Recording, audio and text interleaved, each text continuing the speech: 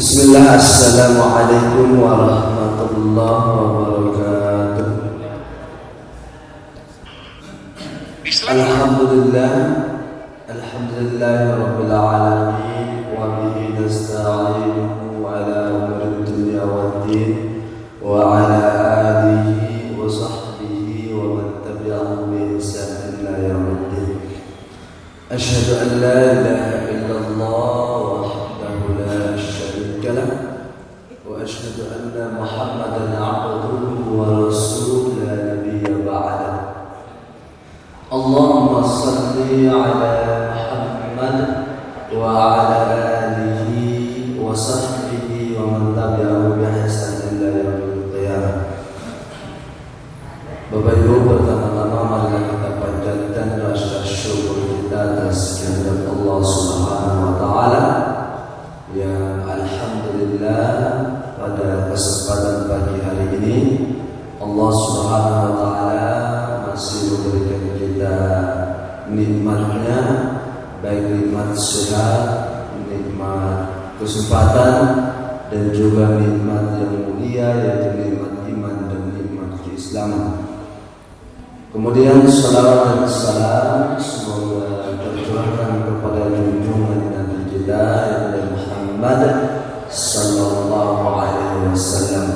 Selawat juga terhadap para keluarganya, sahabatnya, juga beserta orang-orang yang senantiasa mengikuti jejak langkah beliau sampai akhir zaman. Dan semoga kita mendapatkan syafaatnya nanti di yaumul akhir. Amin ya rabbal alamin. Bapak Ibu yang insyaallah dimuliakan oleh Allah Subhanahu wa taala, seperti biasa sebelum kita mulai kajian rutin kita, kajian Sabtu pagi, seperti biasa saya akan membacakan susunan acara yang akan kita lalui pada kesempatan pagi hari ini. Tapi sebelumnya kami mohon maaf karena mungkin jemaahnya belum datang semua, hingga segelintir orang yang baru datang. Tapi saya yakin yang datang akan banyak. Akan tetapi walaupun yang datang baru seperti ini, marilah kita memulainya, mengawali waktu ataupun memulai pada waktu yang telah ditentukan. Bapak Ibu yang insyaallah kami muliakan, adapun susunan acara yang akan kita lalui pada kesempatan ini seperti biasa, yang pertama pembukaan, kemudian yang kedua adalah kajian himpunan putusan tarjih, kemudian yang ketiga adalah kajian inti, dan yang keempat kalau masih ada waktu, sisa waktu, ada sesi tanya jawab. Kalaupun tidak ada, maka kita menuju pada acara yang terakhir, yaitu acara penutup. Bapak Ibu yang insyaallah dimuliakan oleh Allah Subhanahu wa taala, untuk mempersingkat waktu, marilah kita memulai kajian kita pada pagi hari ini dengan sama-sama membaca basmalah. Bismillahirrahmanirrahim. Kemudian selanjutnya seperti biasa pembacaan HPT yang akan disampaikan oleh Al-Ustaz kita, yaitu Ustaz Kusmanto SAG. Kepada Al-Ustaz, waktu dan kesempatannya kami persilakan.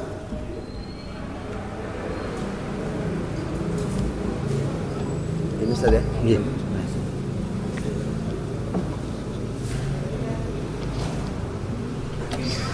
Assalamualaikum warahmatullahi wabarakatuh.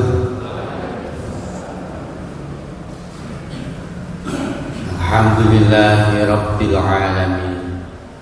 Assalatu wassalamu ala asyrafil anbiya'i wal mursalin, sayyidina wa maulana Muhammadin wa ala alihi wa ashabihi ajma'in. Bapak Ibu jamaah rahimakumullah, mohon maaf ini kita memulainya sudah pukul 5.44. Kalau saya 10 menit berarti sudah hampir jam 6. Nah, nanti ustadz kita itu kan kira-kira ya 45 menit sampai 1 jam. Jadi nanti kalau selesainya agak mundur sedikit, mohon ya kesabaran dan permaklumannya bersama. Kita masih melanjutkan bacaan ayat atau surat setelah membaca Al-Fatihah, ya. Masih seputar itu. Kalau di putusan tarjih itu kan hanya menyebutkan ya bahwa setelah membaca Al-Fatihah itu kemudian membaca surat. Tapi persoalannya kadang-kadang kita menemui ya ada yang membaca ayat atau surat itu tidak utuh. Nah, itu bagaimana? Ya.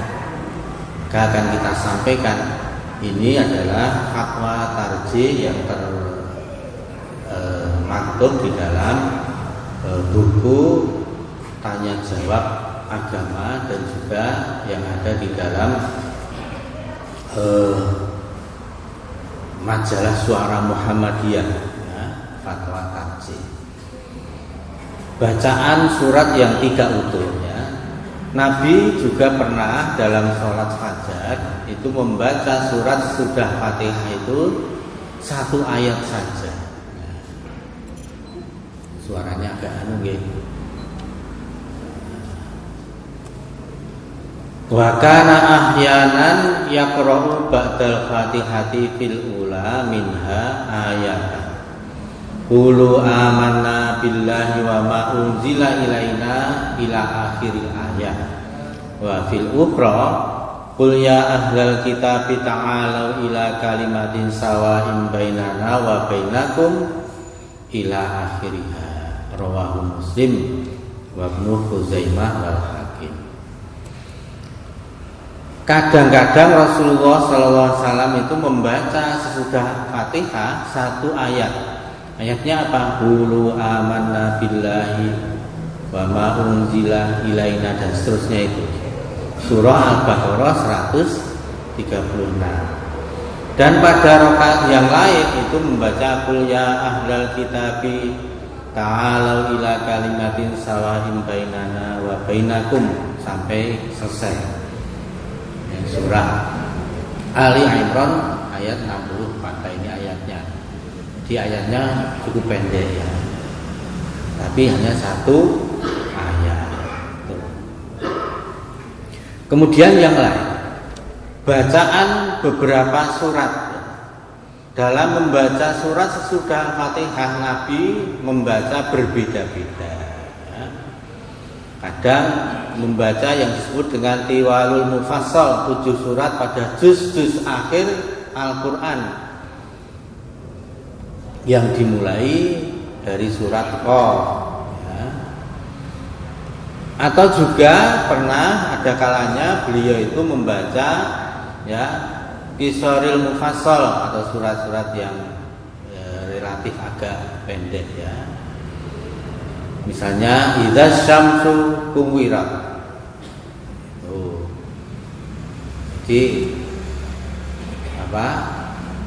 Tidak mesti kemudian membaca yang surat seperti surat Qaf, ya, pada surat subuh itu, ya. Demikian pula Al-Hakim. Nabi dalam salat witir, ini ketika salat sunat, ya. Pada rakaat ketiga membaca surat Al-Ikhlas dan kadang-kadang ditambah surat Al-Falaq dan An-Nas. Itu. Nah, kemudian langsung bawahnya saja, ya. Dari keterangan tersebut di atas, sesudah membaca surat Al-Fatihah, Nabi membaca salah satu surat Al-Quran. Kadang-kadang surat yang panjang dan kadang-kadang surat yang pendek. Gitu. Pernah ini soundnya agak ada ngingnya itu. Pernah membaca dalam satu rakaat lebih dari satu surat. Ini terutama kepada sholat sunat ya. Bacaan sudah Fatihah tidak mesti satu surat utuh nih, kadang-kadang seperti itu juga. Ya, kita menemui beberapa potongan ayat yang dibaca oleh Nabi gitu. Adapun bacaan surat atau ayat menurut riwayat Ad-Darimi, Ahmad dan Tirmidzi hendaknya paling sedikit 3 ayat. Artinya 3 ayat itu yang pendek-pendek ya. Yang pendek-pendek. Kalau yang tadi lumayan agak banyak ya. Artinya tidak hanya misalnya membaca Yasin begitu ya, yang dimaksud di hadis ini. Sehingga kalau setelah 3 ayat ada kelupaan ayat selanjutnya, maka tidak perlu membaca ayat atau surat lainnya. Nah, ini kadang-kadang kita misalnya kepinginnya kan membaca surat yang misalnya atau potongan beberapa ayat gitu ya, berapa ayat, tapi kelupaan. Nah, kalau menurut Ad-Darimi, Ahmad dan Tirmidzi ini kalau minimal sudah 3 ayat, nggih, mboten sah maos yang lainnya, tidak usah membaca yang lainnya. Ya sudah, itu sudah dianggap cukup gitu. Tetapi kalau kurang dan 3 ayat kemudian lupa, supaya tidak bertentangan dengan riwayat itu, ditambah dengan ayat atau surat lainnya. Nah, itu membaca 2 surat setelah Al-Fatihah. Mengenai boleh tidaknya membaca 2 surat dalam satu rakaat, nah, ini disebutkan dalam hadis yang saya bacakan artinya aja. Adapun membaca 2 surat dalam satu rakaat, hal itu dilakukan Nabi dalam sholat sunat. Adapun dalam sholat fardu tidak dibiasakan oleh beliau. Jadi kalau dalam sholat sunat, biasanya kalau dalam sholat tarawih itu kadang kan di akhir-akhir atau di witir itu kemudian membaca beberapa surat, itu boleh ya. Tapi kalau sholat fardu itu Nabi tidak membaca seperti itu. Mengenai hadis Ibnu Mas'ud bahwa saya melihat hal yang sama, Nabi pernah menyambung 2 surat dalam satu rakaat, Ar-Rahman dan An-Najm. Hadis riwayat Abu Dawud ini dalam sholat sunat gitu. Dari keterangan di atas dapat diketahui bahwa membaca 2 surat dalam satu rakaat yang jelas-jelas dilakukan oleh Nabi adalah dalam sholat sunat.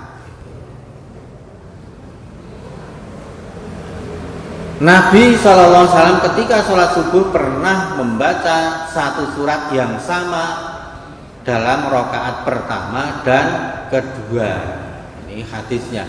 Annahu sami'an nabiyya sallallahu alaihi wasallam yaqra'u fis subhi idza zulzilatil ardu fir rak'ataini kiltaihima. Qala fala adri anasiya Rasulullah sallallahu alaihi wasallam am qara'a dzalika amdan. Bahwa ia mendengar Nabi sallallahu alaihi wasallam pada waktu sholat subuh membaca idza zulzilatul ardu, surat Al-Zalzalah ya, pada kedua rakaatnya. Menurut Juhaimah ya, saya tidak tahu apakah Rasulullah itu lupa ataukah beliau itu ya membacanya itu dengan sengaja. Jadi ini pada sholat subuh pernah Nabi SAW itu membaca suratnya setelah Al-Fatihah itu sama ya. Nah, ini menurut riwayat ini tidak tahu apakah Nabi itu lupa atau sengaja sama, tapi intinya berarti membaca surat ya setelah Al-Fatihah itu mudah ya, tidak perlu dipersulit ngaten nggih. Nek ora hafal tenan yo rasa kemudian membaca yang memang tidak hafal karena apalagi menjadi imam ya. Mengatakan mungkin wonten manfaatipun insyaallah pada kesempatan yang selanjutnya kita sampaikan bagaimana kalau sholat itu setelah membaca Al-Fatihah kita membaca surat itu dengan membaca mushaf ya. Itu kados pundi. Mengatakan wonten manfaatipun wallahu a'lam wa ma taufiqi illa billah. Semoga bermanfaat. Assalamualaikum warahmatullahi wabarakatuh.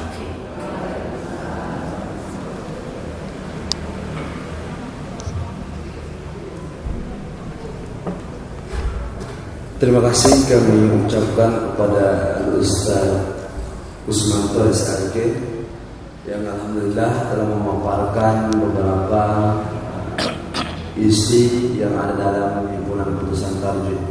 Kemudian selanjutnya yaitu kajian inti yang mana pada kesempatan hari ini alhamdulillah kita dibersamai oleh al-ustaz kita yaitu Ustaz Ahmad Arif Rifaan SHI MSI. Insyaallah beliau akan melanjutkan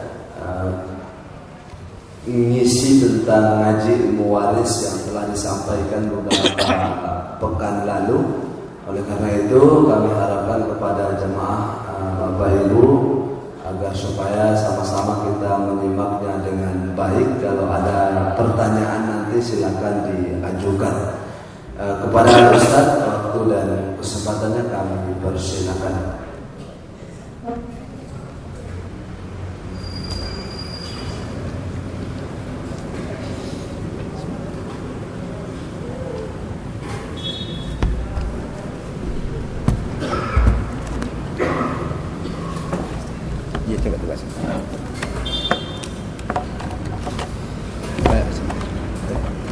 Bisa balik nih. Pelan-pelan.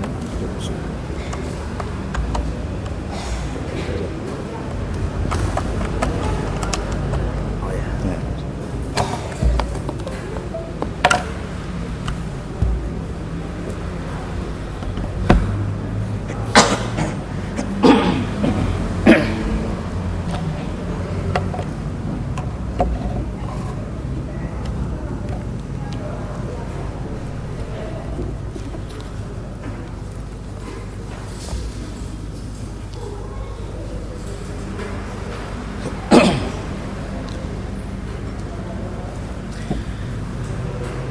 Assalamualaikum warahmatullahi wabarakatuh.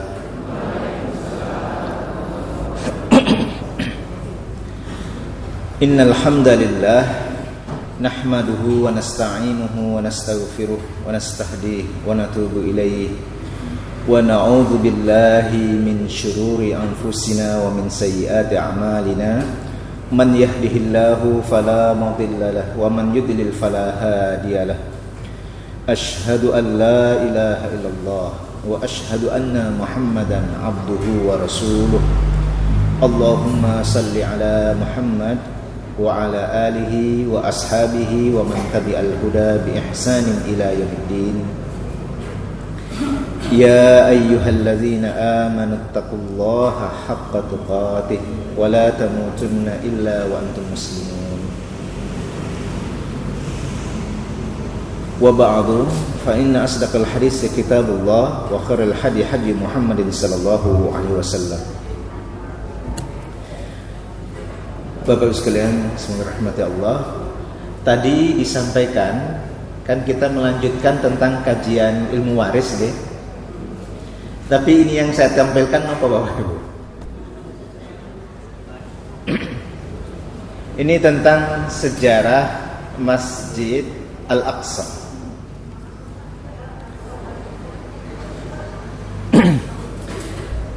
Saya ingin menyampaikan tentang Isra dan Mi'raj sesuai dengan permintaan dari takmir dibagi dua. Sebagian dari informasi tentang atau pelajaran dari peristiwa Isra dan Mi'raj.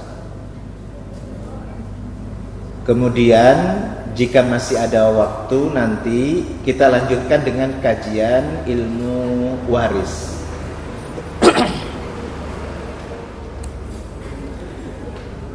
Bapak Ibu monggo disiapkan catatannya. Saya ingin menyampaikan hal-hal yang kemungkinan jarang disebutkan ketika kajian tentang Isra dan Mi'raj berdasarkan riwayat-riwayat yang ada.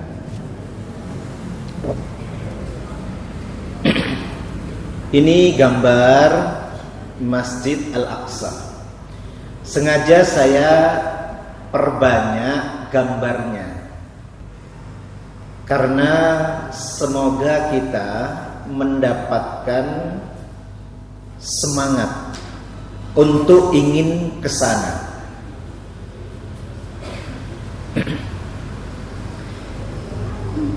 Bapak Ibu tidak usah khawatir karena ini di Palestina, jauh dari kita. Karena Rasulullah SAW itu bersabda, tidak boleh memaksakan diri, menuju ke masjid kecuali 3 masjid. Itu harus memaksakan. Nah, itu artinya maksudnya boleh memaksakan diri. Pertama, ke Masjid Al-Haram. Kedua, ke Masjid Nabi. Ketiga, itu adalah ke Masjid Al-Aqsa. Dalam beberapa riwayat dan beberapa kajian, nanti kajian dari para ulama, sejatinya kalau Masjid Al-Haram itu memang sudah ditegaskan di dalam Al-Quran, inna awwala baiti wudi'a lin-nasi lalladzi bi Bakkah, disebut dengan Bakkah, itu Makkah itu. Jadi embrio berdirinya Masjid Al-Haram itu atau sejarah awal berdirinya Masjid Al-Haram itu sudah ada sejak zaman Nabi Adam. Diduga kuat juga berdirinya masjid yang nanti disebut dengan Masjid Al-Aqsa atau disebut dengan Bait Al-Maqdis. Rumahnya artinya sama, rumahnya disucikan. Itu juga sudah ada sejak zaman Nabiullah Adam alaihissalam. Kelak Masjid Al-Haram itu yang ada di Arab Saudi, di Mekah, itu yang membinanya, meninggikan dan membuatnya lebih sebagai masjid itu dimulai ditinggikan lagi di zaman Nabi Ibrahim alaihissalam. Begitu pula yang di Palestina. Nanti sampai pada puncaknya itu ada pada keturunan Nabiullah Ibrahim alaihissalam di zaman Nabi Daud alaihissalam, itu yang di Palestina ini. Nabi Daud alaihissalam itu adalah putra dari atau keturunan dari putra Nabi Ibrahim yang bernama Ishak alaihissalam. Rasulullah SAW, Muhammad SAW itu adalah putra atau keturunan dari putra Nabi Ibrahim alaihissalam yang bernama Nabi Ismail alaihissalam. Ini punya kelebihan Bapak Ibu. Jadi Allah Subhanahu wa ta'ala, ini catatan pertama, seluruh ibadah itu selain sholat, perintahnya itu di bumi. Tetapi sholat itu Allah turunkan perintahnya itu di langit. itu sudah menunjukkan keistimewaan salat. Makanya alhamdulillah kalau jenengan mengikuti tadi penjelasan Ustadz Kuswanto dari salat, tentang salat ini dicicil 15 menit tentang wudhunya, tentang bacaannya, tentang gerakannya, sudah ada riwayatnya, sudah ditunjukkan, sudah ada terjemahnya, sudah ditunjukkan. Nah, mari ya, jika mengingat ini Bapak Ibu,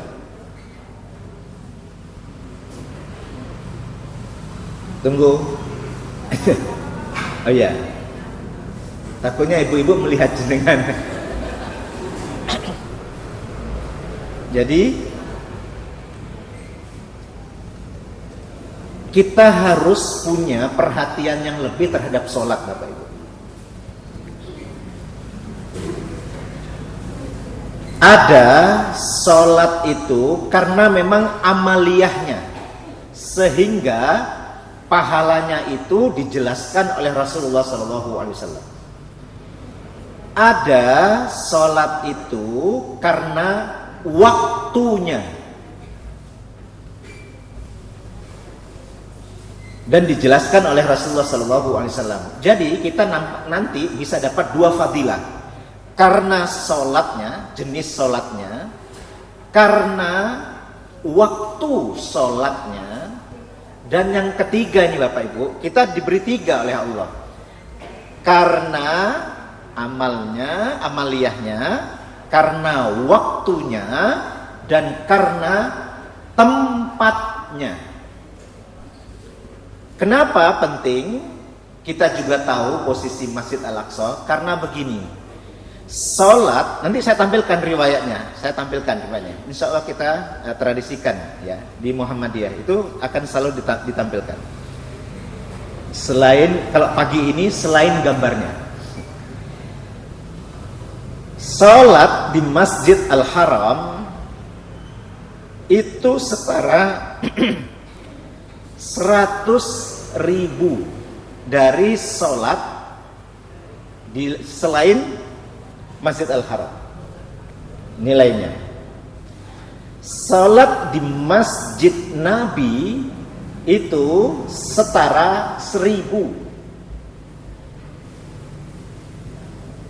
Salat di Masjid Al-Aqsa setara 250.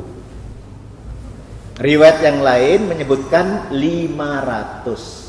Riwayat yang lain menyebutkan 1000 juga sama. Tetapi yang dikuatkan riwayat yang 250.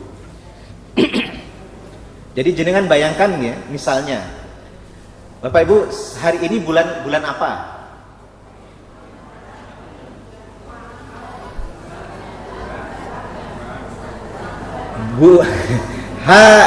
Hari ini kita bulan Februari. Yang leres, yang benar niku Bapak Ibu, kalau bulan apa kita hari ini? Bulan Sya'ban. Leres nggih? Bulan Sya'ban. Sekarang saya sampaikan dulu, sebelum bulan Sya'ban, kita kan baru di awal-awal bulan Sya'ban ini. Sebelumnya bulan apa? Rajab. Nah, misalnya jenengan bisa dibayangkan ini. Bapak Ibu, pernah saya sampaikan tidak? Rajab niku bulan nopo? Nah, dari bapak-bapak menjawab, bulan haram. Di dalam surat At-Taubah, inna iddatash syuhuri indallahi 12 syahran fi kitabillahi yauma khalaqas samawati wal ard minha arba'atun hurum. Sesungguhnya bilangan bulan di sisi Allah itu ada 12 bulan.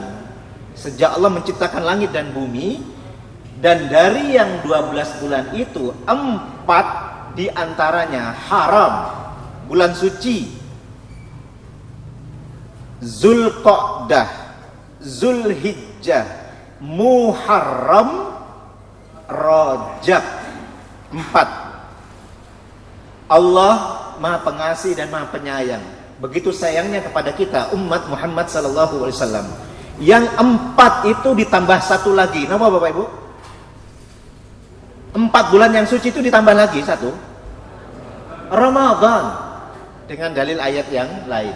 Nah, kelebihan yang 4 pertama itu Bapak Ibu disebut haram. Kelebihannya adalah, nah ini yang harus menjadi berita gembira. Setiap amal soleh yang dilakukan di bulan itu, di bulan-bulan itu, 4 bulan itu, setiap amal soleh yang dilakukan, mau apa saja, mau membaca Al-Quran, mau mendirikan sholat, mau bersedekah, berbakti kepada kedua orang tua, mendidik anak, mencari nafkah, karena itu kewajiban, semua amal saleh itu pahalanya dilipat gandakan oleh Allah menurut kehendak Allah, tidak diberitahu kita. Maka jenengan bisa bayangkan sholat 2 rakaat sebelum fajar misalnya, sholat sunnah, sudah dapat pahala amaliyahnya yang dijelaskan di dalam hadis. Lalu ditambah dilakukan di bulan Rajab, dapat. Kayak jenengan baca Al-Quran, membaca di luar bulan haram dengan membacanya di bulan haram berbeda nilainya. Apalagi, nah gini, sholat 2 rakaat fajar ya sebelum subuh itu di bulan haram di Masjid Al-Haram.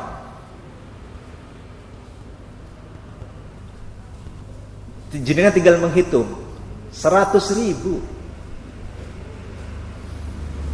Makanya Bapak Ibu kalau menabung, salah satunya diniatkan untuk berangkat kita ke Masjid Al-Haram. Semoga yang hadir diberi kesempatan oleh Allah. Bagi yang sudah pernah ke sana lagi, karena kita mengambil setidaknya harus kita Bapak Ibu punya hasrat, harus punya hasrat. Coba bayangkan 2 rakaat saja yang kita ambil, misalnya di bulan-bulan haram itu kita ambil 2 rakaat saja di Masjid Al-Haram, berapa yang berlipat? Karena begini, kita kembali kepada Allah tidak tahu kapan. Tetapi apakah dengan yang telah kita lakukan sekarang, apa percaya diri kita? Apa percaya diri? Kalau mau saya contohkan satu perbandingan saja dalam masalah amaliyah, tentu kita akan, kalau untuk nyari perbandingan, saya contohkan selalu generasi pertama umat ini, sahabat-sahabat Rasulullah SAW. Saya kasih contoh saja. Ini gambarnya belum bergerak. Sebentar lagi Bapak Ibu.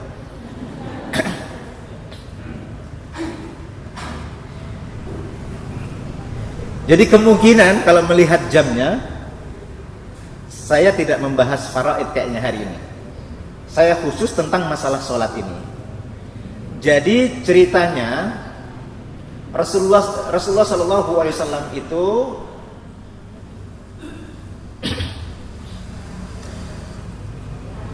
di bulan Rajab. Saya tanya dulu ya, Isra Mi'raj itu terjadi yang sering jenengan dengar terjadi kapan? 27 Rajab ya. 27 Rajab itu adalah satu dari 6 pendapat yang masyhur tentang peristiwa kapan terjadinya peristiwa Isra Mi'raj. Satu dari 6 pendapat. Kalau saya tampilkan kitabnya Ar-Rahiq Al-Mahtum karya Syekh Rahman Al-Mubarakfuri, yang dibahas pertama itu memang masalah waktunya. Oke, itu kita lewati, kita pilih memang. Karena di dalam Rahiq Al-Mahtum salah satu yang dikuatkan yang memang 27 Rajab itu terjadi di bulan haram. Nah, selama Rasulullah SAW hidup, di antara yang terjadi peristiwa yang terjadi di bulan Rajab itu bukan hanya Isra Mi'raj.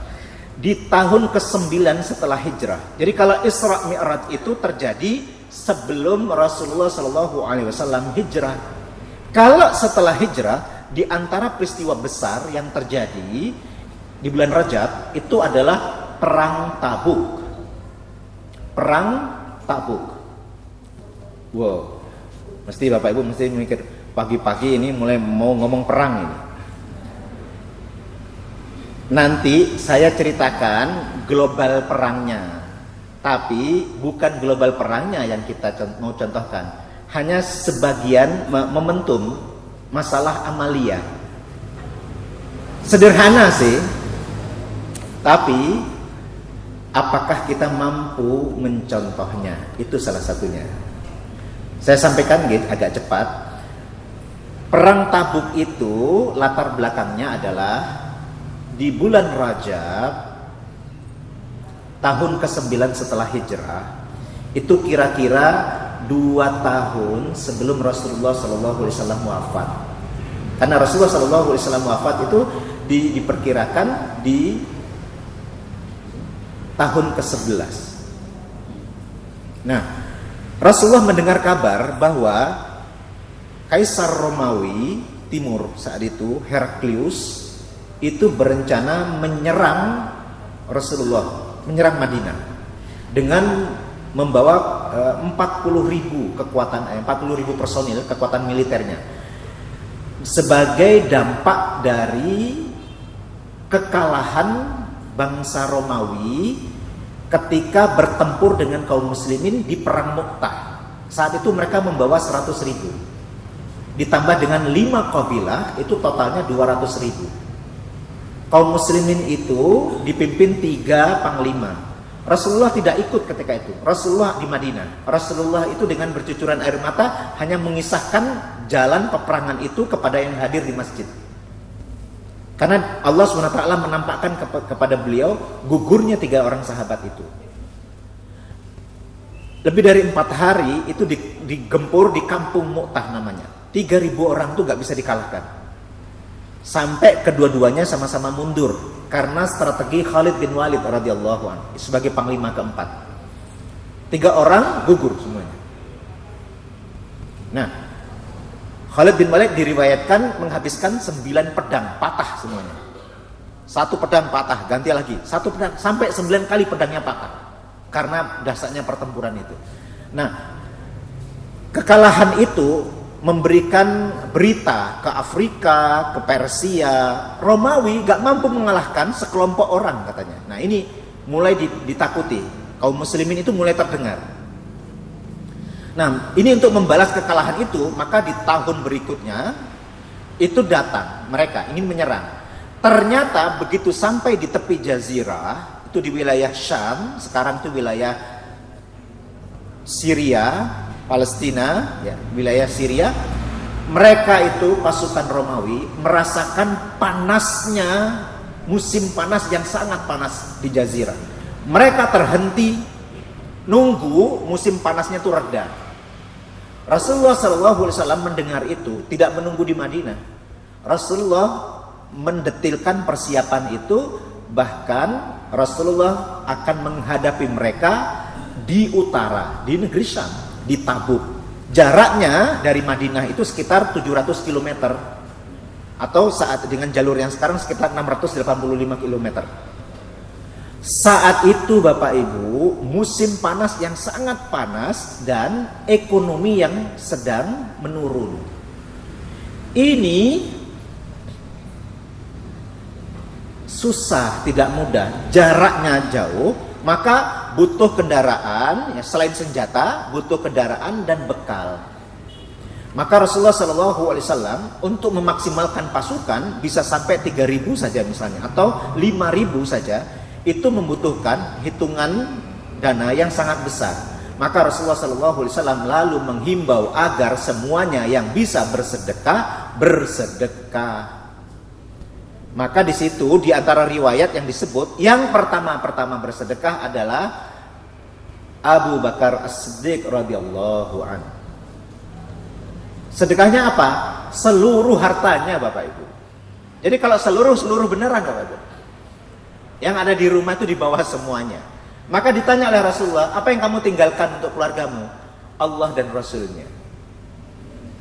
Satu riwayat itu nilai kekayaan Abu Bakar yang dibawa itu sekitar 4.000 dinar. 4.000 dinar. Satu dinar itu Bapak Ibu, itu kan 4,25 gram. Satu dinar. Kalau kira-kira 4.000 berarti berapa? 4.000 gram berarti berapa kilo? 1 kilo kan? 1.000 gram berapa kilo? Sekilo kan? Bapak Ibu pernah sedekah 1 kilo emas? Bapak Ibu, sekarang kita tahu kan surga kita sama surga mereka. Bedanya nanti kira-kira. Utsman bin Affan radhiyallahu an itu bersedekah 1.000 dinar, 100 ekor kuda, 200 ekor onta. Dinarnya itu karena langsung dalam berbentuk dinar, tidak nilainya, itu dibolak-balik oleh Rasulullah sampai Rasulullah bersabda, "Ma darra Utsman ba'da ma amila hadzal yaum." Tidak akan membahayakan Utsman. Utsman tidak akan berbahaya. Artinya itu akhiratnya selesai maksudnya. Utsman tidak akan berbahaya setelah yang dia lakukan hari ini. Sambil dibolak-balik begini dinarnya itu. Mendengar ucapan itu, Utsman itu terharu.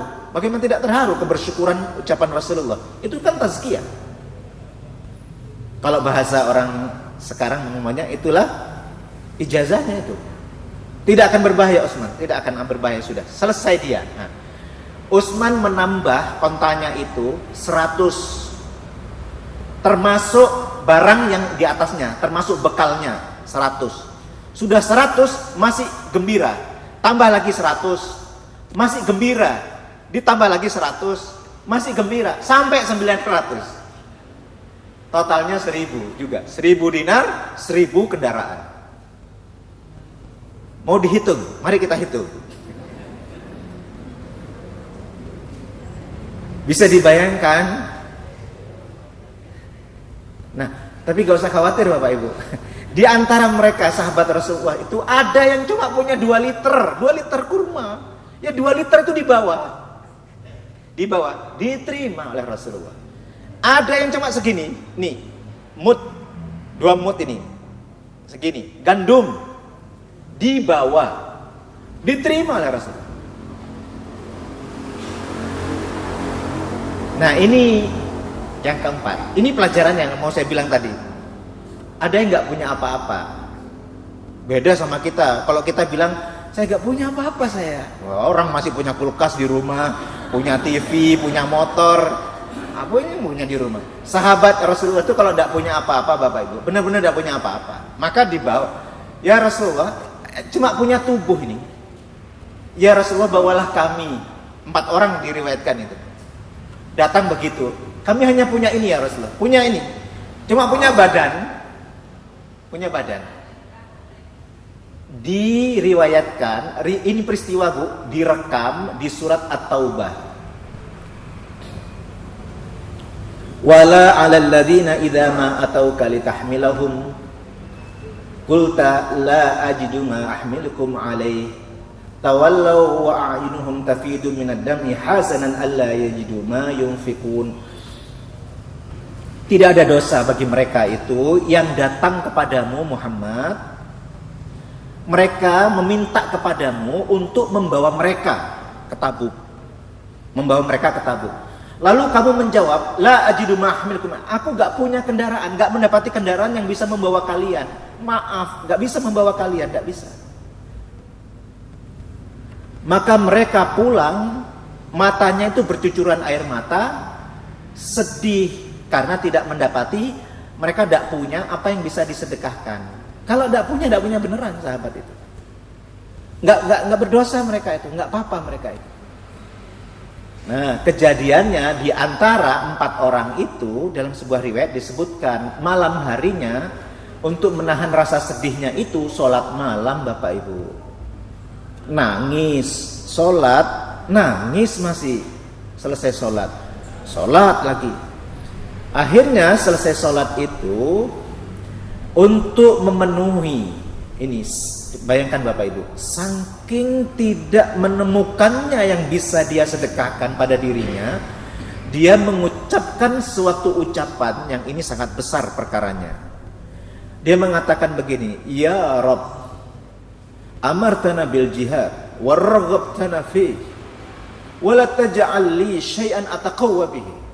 Ya Allah, ya Tuhanku, Engkau perintahkan kepada kami untuk berjuang dan Engkau dorong kami agar kami menyukai perjuangan itu dan membantu perjuangan. Tapi ya Allah, ya Rabb, Engkau tidak karuniakan kepadaku sesuatu yang dengannya aku dapat menegakkan perjuangan itu.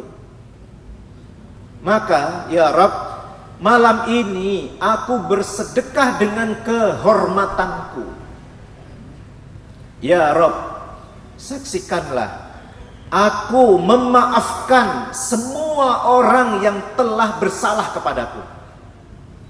Dia maafkan. Dia cara bersedekahnya adalah menyedekahkan kehormatannya. Aku bersedekah dengan kehormatanku ya Rabb. Aku maafkan seluruh orang yang berlaku zalim kepadaku. Mungkin ada yang pernah memfitnahnya, dia gak tahu. Mungkin ada orang yang pernah menghibahnya, menghinanya, mengambil haknya, mempermalukannya, atau memanggil dengan panggilan yang tidak pantas. Semua yang kezaliman orang itu dia nyatakan, ya Rabb, aku maafkan mereka semua sebagai sedekah untuk mereka. Dendam, tidak ridho, ini semuanya dikeluarkan dari yang buruk-buruk dari hatinya malam itu. Bapak Ibu, pagi harinya setelah subuh, Rasulullah SAW di hadapan para sahabat itu menanyakan, man tasaddaqal lailah, siapa yang tadi malam sedekah? Seperti gini, gak ada yang ngaku Bapak Ibu. Diulangi oleh Rasulullah, siapa yang tadi malam sedekah? Gak ada yang ngaku. Diperintahkan oleh Rasulullah, man tasaddaqal lailah falyakum. Yang bersedekah tadi malam bangun, berdiri. Ulbah bin Zaid radhiyallahu anhu, yang tadi berdoa tadi, yang tadi malam itu, yang nggak punya apa-apa itu, kayak kita nih Bapak Ibu, itu berdiri lalu mendekat kepada Rasulullah. Diceritakanlah kejadian tadi malam itu. Maka jawabannya ini Bapak Ibu, Rasulullah langsung mengatakan, wa absyir, gembiralah kamu, innallaha qad taqabbala sadaqah, sesungguhnya Allah telah menerima sedekahmu. Diterima Bapak Ibu sedekahnya. Kita bertahun-tahun Bapak Ibu, sejak mengetahui arti sedekah, melakukan sedekah bertahun-tahun, kita gak pernah tahu sedekah kita diterima atau kita hanya berikhtiar semurni mungkin di dalam hati, dan saat bersedekah itu terhindar dari semua yang dapat membatalkan sedekah kita. Tetapi ini diterima Bapak Ibu. Kalau diterima jangan tahu konsekuensinya. Kalau diterima, di dalam Al-Quran disebutkan, innama yataqabbalullahu minal muttaqin, sesungguhnya Allah hanya menerima dari hamba-hamba Allah yang bertakwa.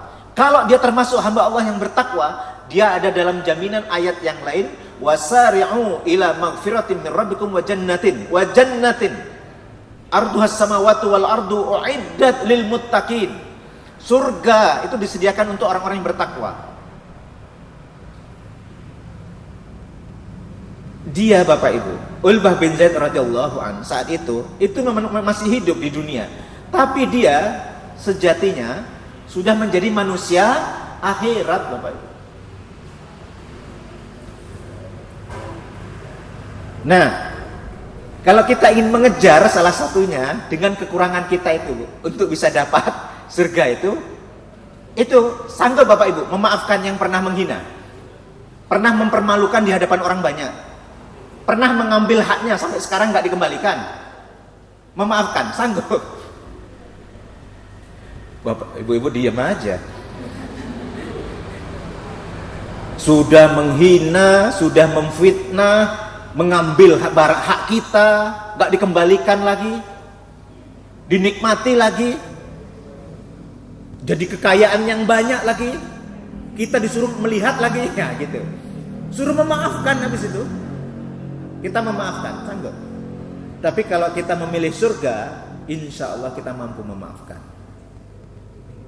Amin, amin. Nah, itu contohnya Bapak Ibu. Kita mengambil bentuk amalia, kita mengambil waktunya, dan kita mengambil tempatnya, nah, untuk memaksimalkan tempat kita. Kita berdoa semoga masjid ini semakin bertambah usia, masjid ini semakin makmur, amin. Semakin sejahtera. Kita berharap masjid ini bisa meniatkan, masjid ini punya usaha, nanti jamaahnya berangkat ke Masjid Al-Haram, berangkat ke Masjid Nabi, berangkat ke Masjid Al-Aqsa, amin. Giliran 20 orang. Amin, amin. Insya Allah doa kita dikabulkan. Ya, sebagian berangkat dengan uangnya sendiri, enggak apa-apa. Nanti sisanya dibantu masjid. Salah satu manfaat kita bersama Bapak Ibu, kalau dalam berita gembira seperti ini, kita berdoa bersama-sama. Yang enggak sanggup memaafkan orang lain karena bareng-bareng akhirnya sanggup. Persis yang nggak sanggup bersedekah biasanya karena melihat saudaranya yang lain sedekah, masa saya nggak sedekah? Sedekah meskipun akhirnya nggak makan pagi. Misalnya, ini manfaatnya kita bersama. Nah, baik, kita kembali ini kita lanjutkan Bapak Ibu. Itu kan tinggal, waktu saya kan tinggal 5 menit ini. Tapi saya tambah sedikit lagi. Saya minta ya. Jadi salah satu fadilah Masjid Al-Aqsa, ini saya sampaikan Bapak. Ini ceritanya ya. Saya kasih gambar dulu. Jadi yang disebut Masjid Al-Aqsa, yang sering orang salah itu di sini Bapak Ibu. Ini sering menyebutnya Al-Aqsa tuh di sini. Padahal keseluruhan area ini itulah Masjid Al-Aqsa. Keseluruhan area ini. Ini ceritanya. Nabi Ibrahim tuh dari sini. Terus ke sini, terus ke Mesir, terus balik lagi, nah terus ke Mekah. Ini ceritanya nanti. Beliau nanti hidup menghidupkan agama Allah ini di 2 tempat. Di Palestina. Nanti menetap dengan istri pertama beliau, Sarah. Di Mekah nanti beliau menetap bersama istri beliau yang bernama Hajar. Putra beliau yang pertama, Ismail alaihissalam, di Mekah. Putra beliau yang kedua, Ishak alaihissalam, di Palestina. Ini diriwayatkan Nabi Ibrahim itu secara periodik itu kesini dan kembali, tetapi beliau tempat tinggalnya dan meninggalnya di Palestina. Nah, ini panjang ceritanya. Ini gambaran dulunya, awalnya Yerusalem, Salim. Itu namanya negeri atau kampung, Salim itu salam, damai. Bahasa Arabnya Darussalam. Sekarang Yerusalem itu jaraknya. Nah, ini gambarannya sekarang. Ya. Ini lebih dekat. Ini nanti di sini, ini namanya Masjid Qibli, nama aslinya. Qibli, Masjid Qibli. Nah, di sini di sisi kanan ini ada tangga turun. Itu yang disebut aslinya, kalau insya Allah kita bersama-sama ke sana, ada cincin besi yang diyakini, ada cincin besi yang diyakini disitulah tempat Rasulullah SAW menambatkan buruk. Yang menambatkan buruk di situ bukan hanya Rasulullah Bapak Ibu, Yang menambatkan di situ itu 124.000 para nabi dan rasul. Dari 124.000 itu 313 itu diantaranya adalah rasul. Dan Rasulullah SAW saat tiba nanti, saat itu Aqsa dikuasai oleh Romawi. Penghuninya banyak orang-orang Nasrani. Untuk saat ini tidak. Penghuninya mayoritas di Masjid Al-Aqsa, penghuninya sekitar itu, mayoritas itu adalah umat muslim, penghuninya muslim.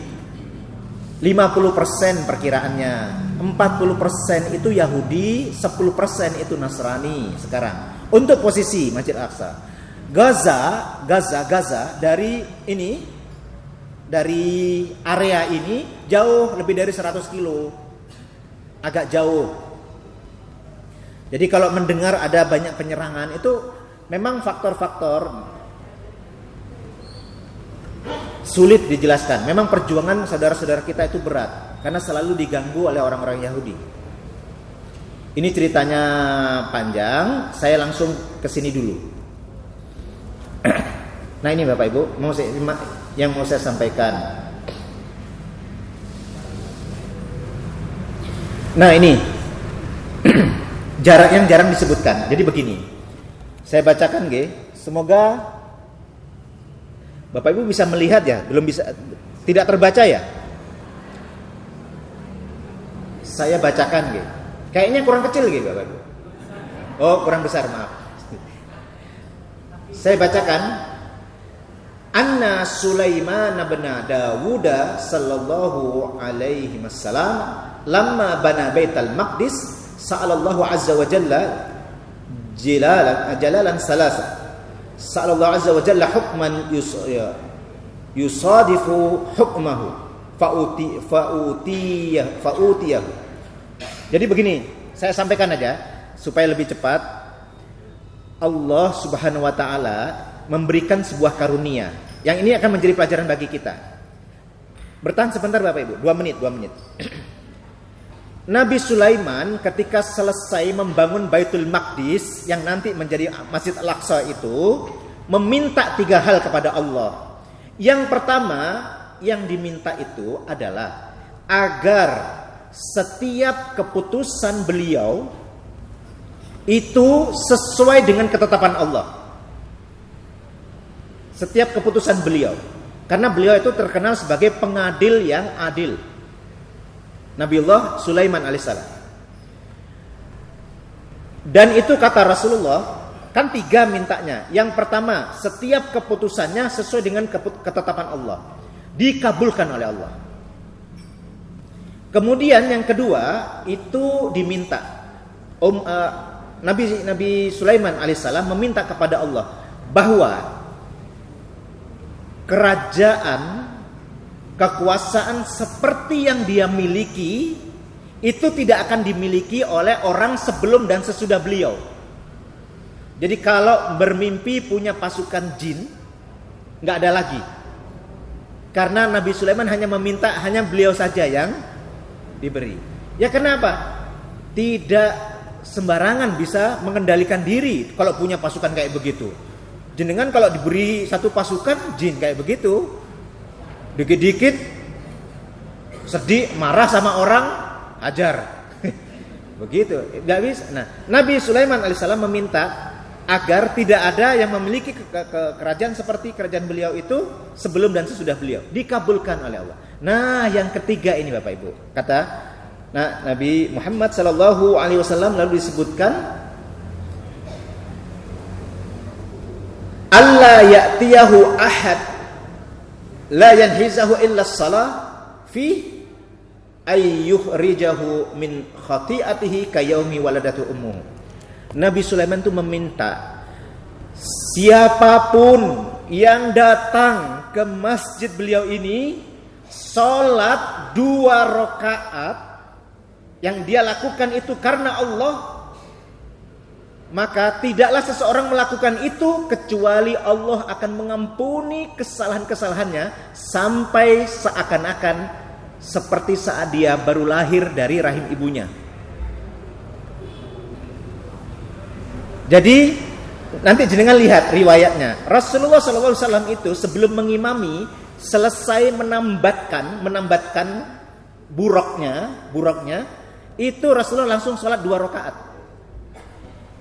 Dan Rasulullah berharap wa arju, ini yang itu aku berharap itu diberikan saat ini. Makanya istri Rasulullah SAW bernama Maimunah radhiyallahu anha pernah bertanya tentang apa yang harus kami lakukan terhadap Aqsa. Maka Rasulullah SAW memberi motivasi, pergilah ke sana kamu, berangkatlah ke sana, pergilah ke sana. Sampai sekiranya kamu nanti memiliki tanah di sana, tanahnya itu meskipun hanya selebar busur panah ini, yang dari tempat itu bisa melihat Masjid Al-Aqsa, itu jauh lebih berharga dari dunia dan seisinya. Maka bagaimana tidak kita ingin ke sana, Bapak Ibu? Kalau yakin dengan jamaah kita ini, saya yakin bisa kita berangkat. Memberangkatkan, kalau tidak 20-20, 30-30. Iya, kalau berdoa kita yang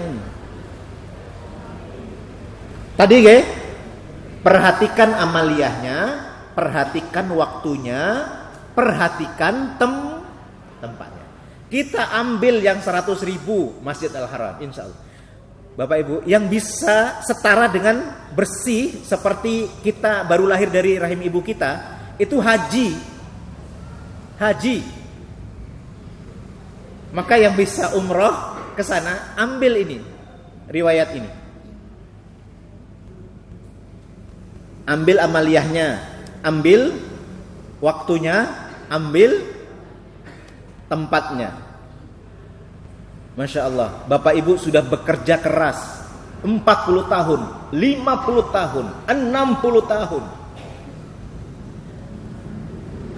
Kita menggunakan 3 itu untuk mengambil akhirat kita, Bapak Ibu. Amaliyahnya, waktunya, dan tempatnya. Bismillah. Niat baik kita, kalau kita tidak bisa mewujudkan, insya Allah telah tercatat. Insya Allah, menurut kehendak Allah. Apalagi kalau kita dikaruniai kesempatan, Allah wujudkan, kita menyaksikannya.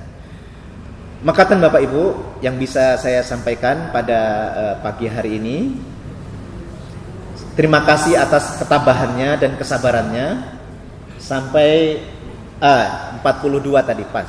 Karena tadi saya mundur sambil menunggu yang belum hadir. Semoga yang sedikit ini dapat kembali kepada kita sebagai ilmu dan bermanfaat. Aqulu qouli hadza, astaghfirullah li wa lakum. Fastabiqul khairat. Assalamualaikum warahmatullahi wabarakatuh.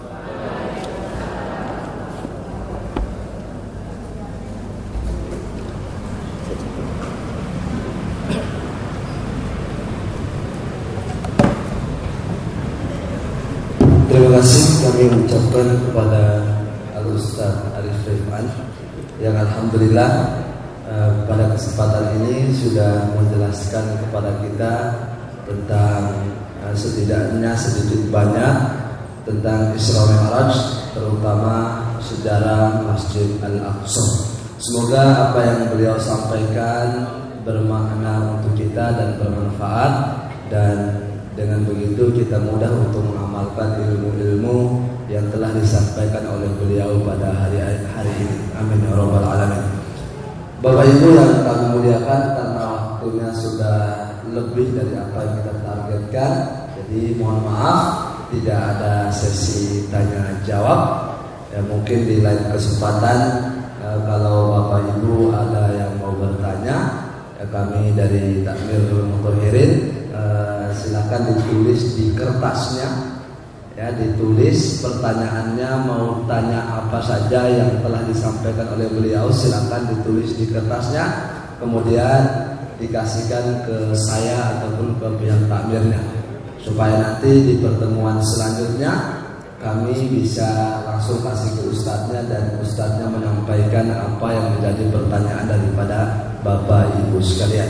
Terima kasih. Kita akhiri dengan sama-sama membaca hamdalah. Alhamdulillahirabbil alamin. Sekian dari saya, apabila ada salah kata, salah ucap, kami mohon maaf. Billahi fisabilil haq fastabiqul khairat. Wassalamualaikum warahmatullahi wabarakatuh.